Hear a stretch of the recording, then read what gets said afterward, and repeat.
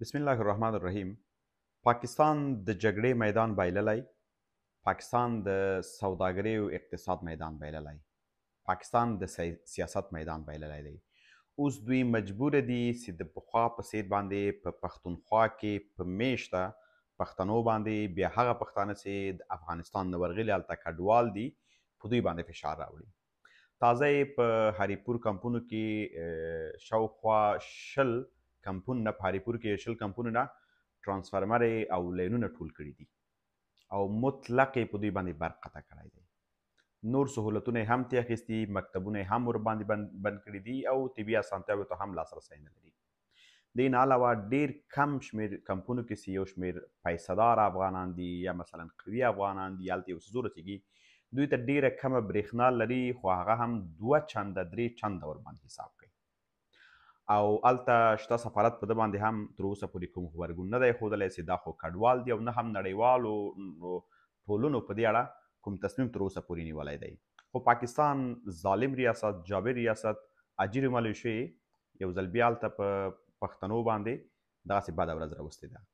لومړی خو داسې هلته شته پښتنو نه هیله همدا ده چې نور بس دی، یعنې کومې بې عزتۍ ته تاسې په تمه هستئ چې دا خلک یې در واړوي او تاسې باید راسئ.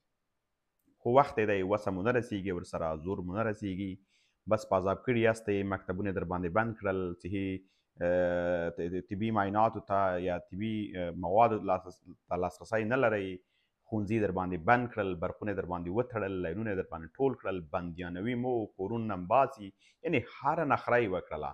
تاسې څه ته په تمه هستئ چې نور هم باید هلته پاتې شئ؟ راځئ، وخت یې دی چې راواوړئ، وخت یې دی چې خپل وطن ته راسئ. کله چې حالات ښه سول او په دې اجیرو ملیشو او په د پوځ باندې مو وسه ورسېدله، بیا خو هغه وطن ده، بیا خو دغه ځمکه هم تاسو نه څوک نه وړي، نه دا جایداد تاسو نه څوک وړي، بېرته ولاړ شئ پکې واړوئ. نو زه فکر کوم چې د پاکستان لپاره یوازینۍ پلمه دا ده چې هلته زموږ ورونه، زموږ خویندې، زموږ میندې دوی باندې زور فشار راوړي او دلته موږ ورسره هم د جګړې میدان کې سست سو، هم د سیاست میدان کې سست سو، هم د سوداګرۍ او اقتصاد میدان کې ورته سست سو. نو هیله مې هم دا ده چې هلته څومره افغانان دي، نو وخت یې رسېدلی دی چې خپل جایدادونه مو خرڅ کړئ، پیسې مو وي، سرمایه ګذاري مو وي، استاسئ راوباسئ، راځئ خپل وطن ته. د وطن دښتې ډېرې پراخه دي، وطن ډېره لویه سینه لري او ټول تاسو ته په تمه دي چې راسئ، په خیر راسئ. لغمان کې دا د تازه د نوو راغلو کډوالو لپاره د نمرو د ویش لړۍ پیل کړې ده. نو راسئ، دا وطن ستاسې دی او تاسې ته په تمه ده، تاسې به یې آبادوئ. دا ذلیله شپې نور پای ته ورسوئ، که نه دا خلک بله ورځ لرې نه ده چې نورې نخرې هم در باندې وکړي.